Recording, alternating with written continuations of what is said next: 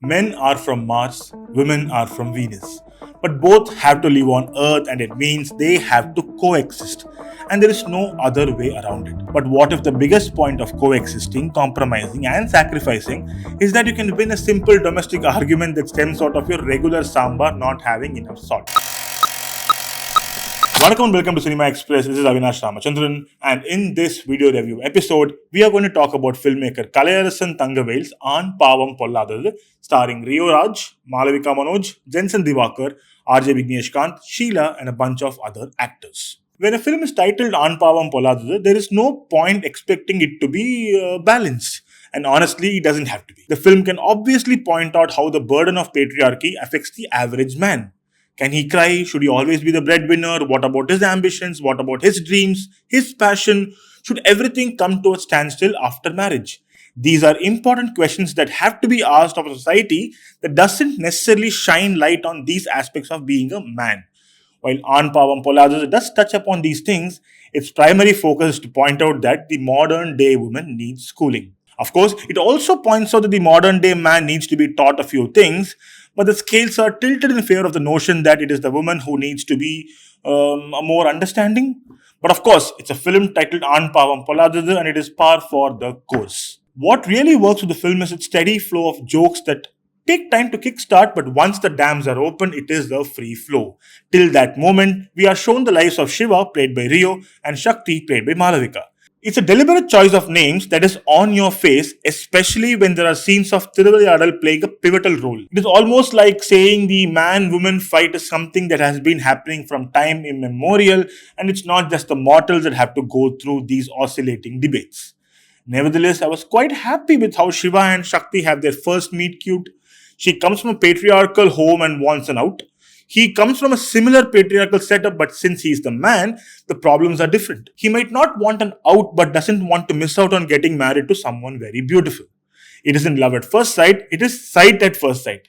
And then it gradually transforms into that special kind of love that only happens in arranged marriages. The director also builds up the perfect scenes to ensure we understand the kind of people Shiva and Shakti are, even if they have no idea as to who each other are. They love the idea of love. They love the idea of companionship. They love the idea of the person they have in mind. Will all of this really happen? And what if it doesn't?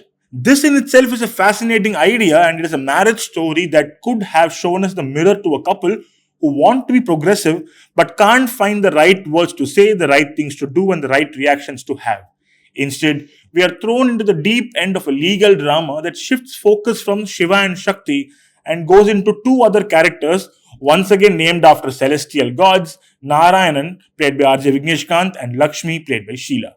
While these are some of the more drab portions of the film, it's also the time when Jensen Divakar is introduced into the film. He plays Narayan's assistant and he is wonderful and is one of the more promising talents to have come to Tamil cinema in recent times. Coming back to the film, it does leave a scathing commentary on revolution for the sake of revolution and the letting go of the self to accommodate the whims of others. While one gets a reprimand, an insult, and an incessant trolling, the other gets a gentle rap on the knuckles. This dichotomy is seen throughout the film where the man's mistakes are brushed off as ignorance and not knowing better, but the women's errors are magnified as the reason behind the destruction of the family structure and cultural degradation. Of course, the film is titled Aan Paavam Pollathathu and one can't expect to be indifferent, but the reason why we expect much is because in quite a few stretches, the film gets a lot of things right. Even when it's the battle of the sexes and the man ends up winning on multiple occasions, there are just the right subversions to brush aside the gnawing gut feeling that says, things seem a bit off. Both Rio and Malavika play off each other's energies and they are a riot together. When they are fighting or in love or trying to understand each other, they are quite compelling. That is why when Malavika is almost written off for the second half, relegated to remaining in the shadows of her lawyer Lakshmi, it feels very wrong. And since we don't hear anything from Shakti, we don't know what she is going through. In fact, when the focus is on the divorce proceedings, conversations about alimony, settlement, and how a large number of cases filed against men during divorce are fabricated, the film forgets that it is about two individuals and instead wants to make an overarching observation about the legal system. It is told again and again and again that Ponnu sonnadhan sattam kekkum, and it is unintentionally hilarious to see the irony of this statement. Are cases being twisted against innocent men? Definitely.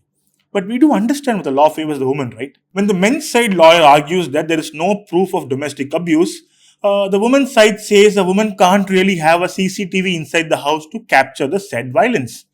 That is used as a tool to point out how the rule is twisted by women. But can't we also see that since there is no CCTV inside the house, the woman cannot actually prove that she faced abuse? And more importantly, not every woman who is being abused can even make it till the court steps.